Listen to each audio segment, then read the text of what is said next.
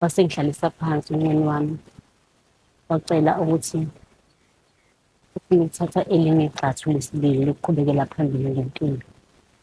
Wacela ukuthi ngimvumele ukuthi ayethwala futhi ngamanye amazwi ukuzama amanye amadlela ahlaza yena ngokwakho ukucabanga. Noma inyanga wayithola kuyo, yamtshela ukuthi kufanele ahlale ngumuntu okumele alale nomuntu wesifazane. Kodwa wakubeka kwacaca futhi ukuthi ekwenzeni kwakhe yonke leyo nto ubehlonipha njengomuntu ashade naye kuyena yonke into, futhi angeke ngize ngibone ukuthi ngikwenza kanjani. Nami ngavuma-ke ngoba nami isifiso sami ukuthi ngibone impilo enhle, hhayi ngoba nathi impilo enhle ngangingayazi. Kwakumnandi emshadweni wami, namanje kusamnandi kodwa ngisakwazi ukukhona. Bafethu, ngiyanicela nje, ngiyazi ukuthi niyathetha, anifuni umuntu okhuluma kakhulu. Nami bafethu ngidaliwe, kanti nina bafethu nizonamukela nini? Ningamukele nje ukuthi nami ngidaliwe, ngikhuluma kakhulu. Bafethu ngiyanicela-ke, ngicela nijoyine EasyBet, nisebenzise le promo code engizoyifaka la ngaphansi, nisebenzise i-link, nijoyine ngosithe 50. Lokho wena uzobhenefitha ngokuthi uyitholile u-50 rand, i-voucher, ubhetshe i-Champions League final iyeza, yase-CAF i-Sundowns izodlala, eyaphesheya o-Inter Milan no-PSG. Mhlampe nje ne-Kaizer isazowina amagemini asele uyidlalela i-Kaizer. More recharge ngo-100 rand bazokunika 150% more. Bese njalo every Tuesday or Monday if ububhetshe ngo-100 rand last week wadliwa, bakubuyisela u-15% uthi zama phela ubuyisa imali yakho, ngoba inhloso EasyBet akusikhona ukudla imali yakho, kepha ukuthi uku-enjoy ukubheja. Ukhumbuleke njalo, mina njengosithengi ngithi ungabheji ngemali yempuphu, ungabheji ngemali yerent. Bheja ube responsible. Bheja ngale mali athi uzothenga ngayo ibhodlela le-Hennessy. Iyafana lento le. Le athi uzokunika ngayo intombazane mtshiti. Vele ubuzobheja. Bheja ukuthi uwine, ungabhetsheli ukuthi udliwe. Sisi wami, ngikubingelele ngiphinde ngamukele emakhathini. Yebo, sawubona. Ngazi-ke noma ababukeli bethu bazokuzwana, ngizwa ngathi ukhulumela phansi. Yebo, sawubona. Ngiyaphila njalo. Ngiyaphila njani? Siyaphila sisi wami, kwenze njani? Okokuqala nje ngithanda ukubonga ukuthi unginikeze ithuba lokuthi ngizohlelweni lakho, ngizokhuluma mayelana nenkinga engibhekene nayo njengamanje. Okay. Ngumuntu wesifazane osamncane, shuthi ngaba nenhlanhla, ngathola umendo ngashada. Nobhuti nje ekhaya kubo kwangasilona ekhaya nje, kodwa babephila kamnandi. Naye futhi ubhuti ekwazi ukuzizamela naye ngokwakhe, ngoba kwaba impilo wajwayela nje ukuyazi isamncane ukuthi uyayijwayeza ukuphila kahle. So wacela ubhuti ukuthi ufuna ukuthi sishade, sashada, kwaba mnandi, ngangasweli lutho, futhi naye akukho la waxakeka khona ngemali. Kodwa kwahamba lokho kuphila kwethu kamnandi nje singasweli lutho. Wase ngihlalisa phansi umyeni wami, wacela ukuthi ufuna ukuthatha elinye igxathu lesibili lokuqhubekela phambili ngempilo. Wacela ukuthi ngimvumele ukuthi ayethwala futhi ngamanye amazwi ukuzama amanye amadlela ahlaza yena ngokwakho ukucabanga. Ngamvumela umyeni wami, wahamba waya lapho kuleyo ndawo. Okokuqala wahamba wathi nibuya la waye khona, umuntu wayethola kuyena noma inyanga wayethola kuyena, yamtshela ukuthi kufanele ahlale ngumuntu okumele alale nomuntu wesifazane.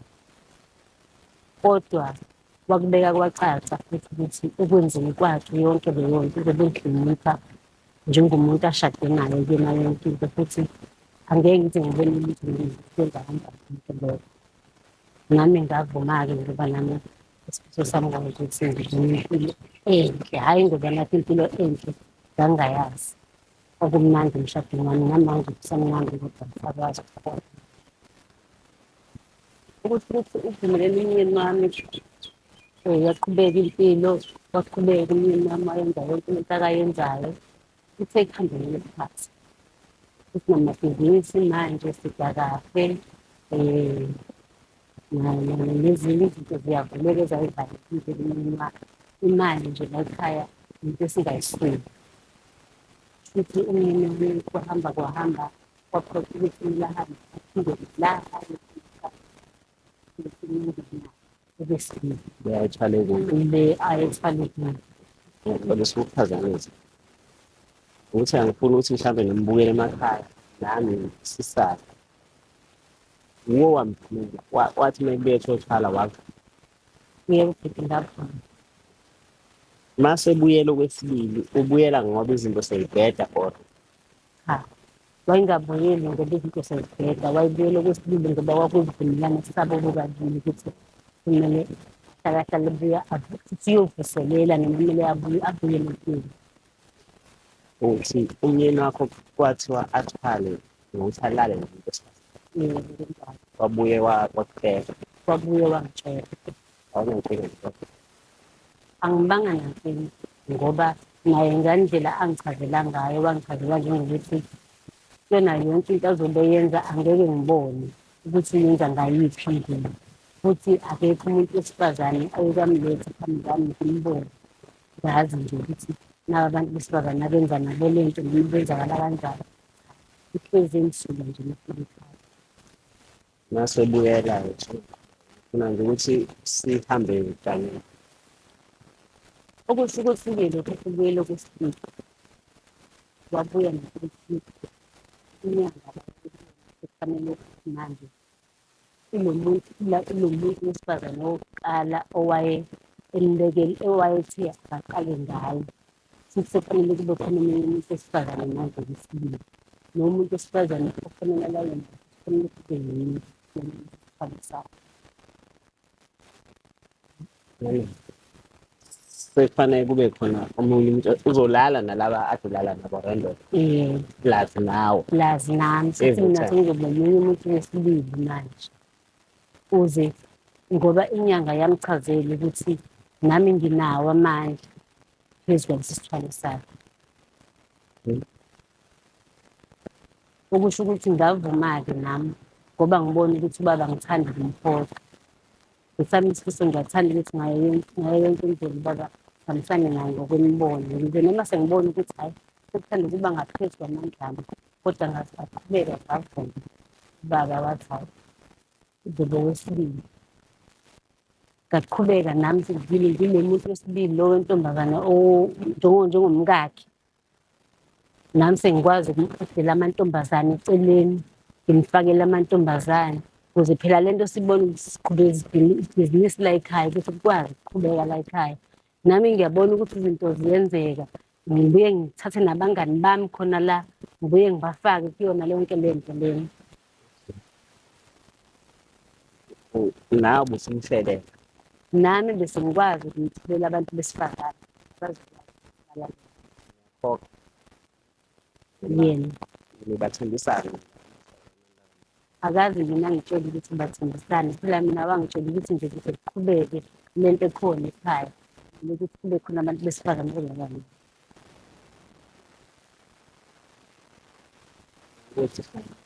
usibhalele-ke ama-TV kodwa njengamanje ngoba ngisakuzwa uyamsupport umyeni kahle pho umuntu uzoyibiza ama-party pho impilo Umyeni wami usefike la ekutheni khona sekunzima kakhulu manje ngoba usefuna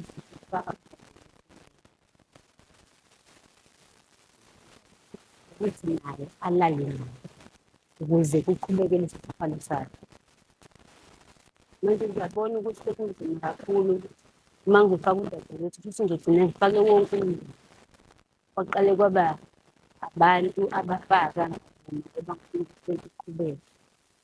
Kwase kuba yimi ngathanda futhi ukudadewethu manje akusemnandi. Ukuze manje sengibona ukuthi ngiyangida futhi akusayithandi. Ukuthi ngene ngendlela esabonisana ngayo nomyeni wami. Angisathandi ngendlela ebenzeka nangendlela umyeni wami lelokhu efundele enyangeni yakhe. Uma esebuya ubuya ngolunye ushintsho ngaso sonke isikhathi. Akusesona lesi sivumelwano eqala lento. kodwa manje ngiyabona ukuthi sekuyanyukela. manje ukufika kanti before ngiphawule babukela emakhaya. Ngifisa ababukeli bangicebise ngendlela engakwazi ukuthi ngiphume ngayo kuyona yonke lento engiyifake kuyona. Konke nomshado. Konke nomshado angisafisi lutho ngoba kwawona umshado wami awusemnandi. Kufanele okwazi ukuthi ushade nomuntu umbukela nabanye abantu naye. Okay. Mase nawe usukhona sekulalwe ekamereni. Oh nenza imikhuba le eniyenzayo. Ngizwe kuthiwa abantu abathwele mabelala nomuntu wesifazane nesilwane esisuke silala. Kwenzakalani kuwe? I-experience yakho ithini? Iyafana nalena eniyenza before aqale uthwala or kwenzakalani? Mhlampe masingezwela ngawe. So sekunjani? Bhuti wami engakusho njengamanje ukuthi akusafani njengasekuqaleni. Umnyeni wami akuseyena loya mnyeni wami engimaziyo ukuthi uyena. Useshintshile noma siya lapha enkonzweni yasekamereni akusakhethi ukuthi kuba phakathi kwabantu besifazane laba basuke bekhona ngaleso sikhathi. Noma kufanele kube yithina sobabili egumbini lethu sobabili njengabantu abashadile. Sekuyaye kube yinoma kuphi noma nini noma kukhona bani. Ngenxa ukuthi lento lesho ukuthi iyadingakala egcineni ukuthi kufanele lokho eyenzile nje. Sekuyinto yempilo yakho ukuthi kumele lokho eyenzile.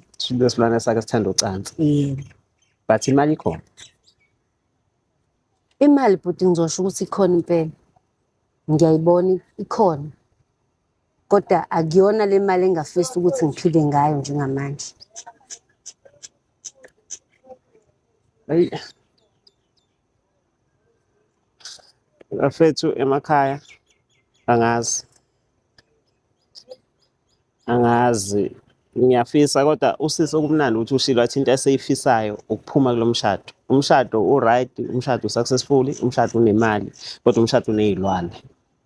Unespoke ngabe ispoke ngabe utikoloshe othanda nje ucansi ngalendlela ukuthi usisi useyithola ukuthi sekulalwa nabanye abantu besifazane phambi kwakhe naye usebe yini i-agent babizwa ngama-agent uya-recruiter recruitela ukuthi umyeni wakhe ezokwazi ukuthi afide isilwane sakhe. So ufisa ukuphuma kodwa into enje ngiyafisa ukuthi nanombani azi ukuthi ayilula. Ngasho sithi hambo sign amaphepha edivorce kodwa since umuntu wakhe wazi umuthi izophelela emthini. Mina advise ngakunika nosisi wami ukuthi before uphume sazowa extend ama-advice ethu ngosizo mhlampe labantu besintu kufanele kuqine. Ongikhohlwe ukubuza abakini bayazini ukuthi kwenzakalani? Abazi. Angaze nami ngibatshele ngibachazele nje. Babona umyeni wami ewumuntu o-rich ocebile ngoba vele uphuma emndenini ocebile. Kufanele bazi before decide ukuphuma.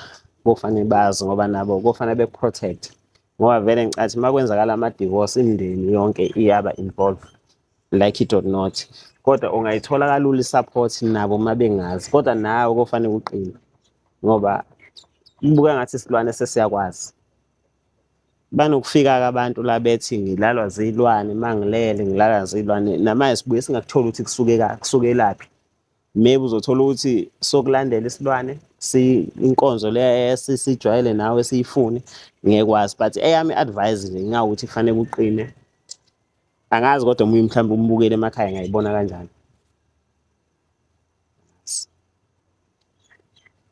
Into esizoyenza ke sizokulayela mhlawumbe thini inyanga engaqinisi since ungakaphumi because awukaphumi vele kodwa nawe ubuqina. Kodwa futhi kunzima ngoba isilwane lesi mase ubuye endlini uqinile mhlawumbe sobona ukuthi useqinile simtshele umyeni wakho. Iy'ngane zona ayika-affecteki. Bengaka-affecteki kodwa lo mdala ngiyambona ukuthi usenakho ukuthi kwesinye isikhathi uba nokukhathala. usehlezi nje uwumuntu elele ngisho kufanele eya esikoleni, akasakuthakaseli ngisho ukuya esikoleni. Manje angisazi noma yilesi sithwalo sababa esila ekhaya noma uzikhathalele ngoba ey'khathalele, noma lezi lwane naye umntanami ziyalala naye ebusuku, angisazi. Bukela emakhaya sozama nathi sokuzama kodwa kunzima ngoba abanye baye bethi umyeni wami wayithwele kodwa abasathandani naye. Okunzima kakhulu ukuthi usisi usahlala khona kwakhe, uma esuka la uzobuyela kwakhe ngobe la usukele kwakhe. Kodwa sozama-ke sibuze kubantu abahlolayo nabantu abayaziyo imithi ukuthi iyiphi indlela angenza ngayo ukuze aphume safe, ngoba kubalulekile usisi vele sethatha i-decision ufuna ukuphuma kulo mshado. Thina okwethu ukuthi senze sure ukuthi uphuma safe, uphuma ephila and uphuma iy'nkinga zakhona ay'shiye naleya ndoda, angahambi nazo iy'lwane. Kodwa-ke bafethu indlela esingaphumelela ngayo, bafethu animeni kancane ngokuthwala please. Kodwa-ke osethwele akangiphi imali bafethu, yazi ngibroke. Sisi wami sizokulayela off camera inyanga ngoba phela nazo asiyipromote inyanga lazi ngeke ngithi hamba kubani, cha. Yebo. uJesu kuphela singampromotha sithi hamba kuJesu, kodwa inyanga sizozisho emakhoneni ngoba nabo abafundisi uma sebey'nyangeni abasho, sidibana nabo sesidibana nje ukuthi awu kanti nawe yayihamba inyanga uhlezi ushumayela kangaka. Cha, asilivale okwamanje, mhlawumbe uma sikhona isidingo sa-part 2 siyobuya sibatshele abalaleli ukuthi waphuma kanjani. Ngiyabonga kodwa ngesikhathi sakho.